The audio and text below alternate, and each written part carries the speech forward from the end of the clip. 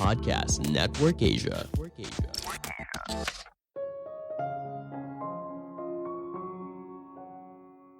Keheningan adalah jawaban bagi kamu yang merasa hidup terlalu sibuk. Halo semuanya, nama saya Michael. Selamat datang di podcast saya, Sikutu Buku. Kali ini, saya akan bahas buku Stillness is the Key karya Ryan Holiday. Sebagai informasi, podcast Sikutu Buku sekarang bergabung dengan Podcast Network Asia dan Podmetrics loh. Sebelum kita mulai, buat kalian yang mau support podcast ini agar terus berkarya, caranya gampang banget. Kalian cukup klik follow. Dukungan kalian membantu banget supaya kita bisa rutin posting dan bersama-sama belajar di podcast ini. Buku ini membahas bagaimana cara menemukan ketenangan batin di dunia yang serba sibuk. Setiap harinya, kita berada dalam dunia yang berisik.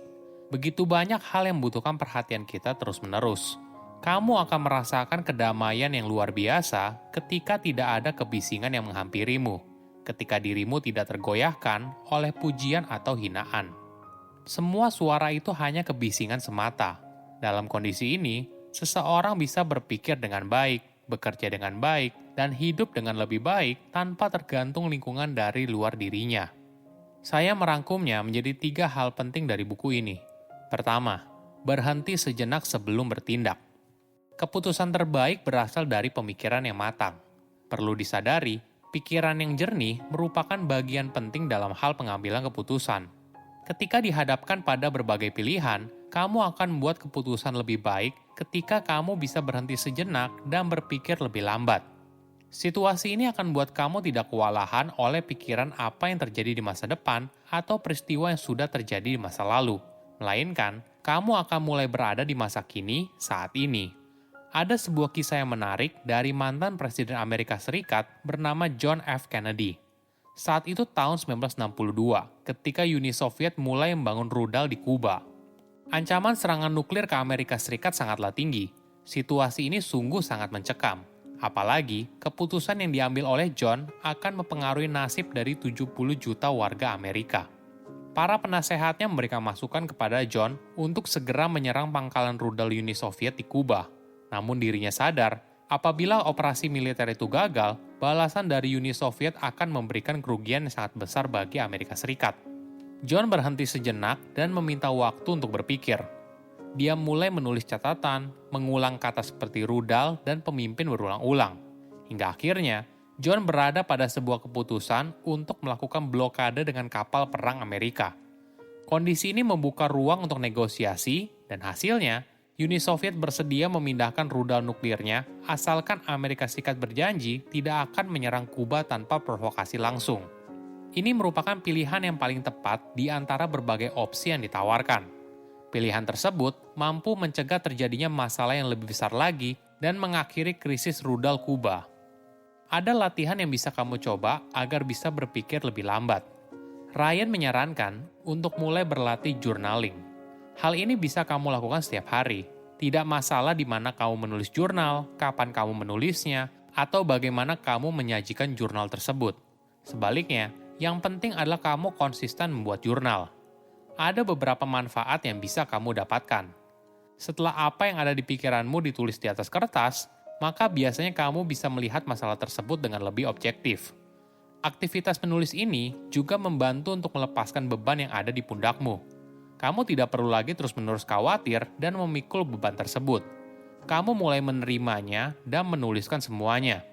Tujuan utama dari kegiatan journaling adalah agar kamu bisa melakukan refleksi batin. Bukan hanya refleksi soal masalah yang muncul, tapi juga melakukan refleksi diri. Kamu jadi bertanya kepada dirimu sendiri, apa yang sebenarnya terjadi dalam hidup saya? Langkah apa yang seharusnya saya ambil? Apa yang membuat saya cemas dari masalah ini? Apakah masalah ini penting bagi hidup saya?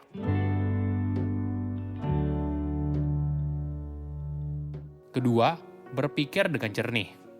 Apakah kamu pernah dalam posisi semakin besar keinginan kamu untuk mendapatkan sesuatu, tapi anehnya semakin sulit untuk mencapainya?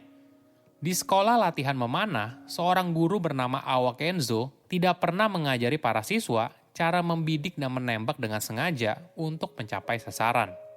Menurut Kenzo, Tembakan yang tepat sasaran merupakan bukti kalau kamu berhasil melepaskan ego pribadi dan mencapai titik yang tenang. Pendekatan ini yang kita butuhkan dalam hidup. Keahlian untuk melepaskan obsesi kita untuk mencapai hasil yang sempurna. Jika kita merubah fokus menjadi langkah kecil yang diambil, menikmati prosesnya, dan melepaskan keinginan yang terlalu keras, maka kita baru bisa melihat dengan lebih jernih. Kembali ke latihan memanah, ketika seorang murid akhirnya berhasil memanah tepat ke sasaran, Kenzo akan berkata, teruslah berlatih seolah tidak terjadi apa-apa. Semakin kita menjadi orang yang ahli, maka semakin kita tidak peduli hasilnya seperti apa. Kita akan terlalu fokus pada prosesnya dan tindakan yang bisa dikontrol. Ada sebuah kisah penulis buku harian dari Jerman bernama Anne Frank.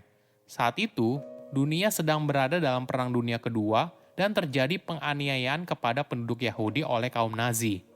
Anne dan keluarganya berusaha melarikan diri dan bersembunyi. Dalam kondisi yang mencekam setiap harinya, Anne punya kebiasaan untuk melihat keluar dari jendela kecil yang berada di loteng pavilionnya. Bagi Anne, selama dia masih bisa menikmati sinar matahari dan langit yang cerah, kenapa harus bersedih? Ini cara Anne menemukan kebahagiaan. Karena keindahan akan tetap ada, bahkan dalam kondisi yang malang, tergantung apakah kita bersedia melihatnya atau tidak. Ketiga, menikmati momen keheningan. Apakah kamu pernah diam sejenak dan memperhatikan suara di sekelilingmu? Mungkin selama ini kamu tidak pernah menyadarinya. Suara angin yang bertiup, suara dari luar jendela, dan sebagainya. Kita mungkin selama ini tidak pernah nyaman dengan keheningan. Ketika ada keheningan, kita buru-buru menyalakan radio atau mendengarkan lagu. Padahal, tanpa adanya keheningan, kita tidak akan pernah mendengar. Pikiran ini ibaratnya tertutup pada segala hal yang terjadi di dalam maupun di luar diri. Coba kamu berlatih untuk melakukan aktivitas tanpa perlu mendengarkan musik atau berbicara, hanya menikmati keheningan dan lingkungan sekitar. Kamu pun bisa mencoba berbagai aktivitas, mulai dari berjalan, berlari, atau bahkan duduk diam sejenak. Leonardo da Vinci yang merupakan seorang seniman hebat, terbiasa menulis dongeng di buku catatannya. Salah satu dongengnya bercerita tentang sebuah batu yang tinggal dengan damai di hutan yang dikelilingi oleh bunga dekat jalanan yang sibuk. Batu itu merasa gelisah dan bertanya, apa yang saya lakukan di sini bersama dengan para bunga? Saya ingin hidup bersama para batu lainnya. Batu itu lalu berguling sendiri menuruni bukit untuk bergabung dengan batu-batu lain yang tidak terhitung jumlahnya. Rumah barunya ternyata tidak seindah yang diharapkan. Rumah barunya banyak dilewati oleh kuda dan kereta, tertutup tanah dan tandus. Batu itu dengan cepat merindukan kedamaian dan ketenangan yang ditinggalkannya. Pesan moral dari cerita ini bukan untuk meninggalkan dunia dan pergi ke tempat yang benar-benar sunyi dan hidup menyendiri. Namun, pesannya ingin menegaskan kalau waktu dengan dirimu sendiri dalam keheningan sangatlah penting. Ketika kamu berada dalam keheningan, ternyata ini adalah momen untuk terhubung lagi dengan dirimu dan orang yang kamu cintai. Tidak peduli seberapa sibuk hidup yang kita jalani, kita harus bisa meluangkan waktu untuk menikmati momen dalam keheningan. Keputusan terbaik tidak muncul dari pikiran yang terburu-buru. Keputusan terbaik hanya muncul ketika kamu bersedia mundur sejenak dan berpikir dengan lebih jernih. Saya undur diri, jangan lupa follow podcast Sikutu Buku. Bye-bye. Pandangan dan opini yang disampaikan oleh kreator podcast, host, dan tamu tidak mencerminkan kebijakan resmi dan bagian dari Podcast Network Asia. Setiap konten yang disampaikan mereka di dalam podcast adalah opini mereka sendiri dan tidak bermaksud untuk merugikan agama, grup etnik, perkumpulan, organisasi, perusahaan, perorangan, atau siapapun dan apapun.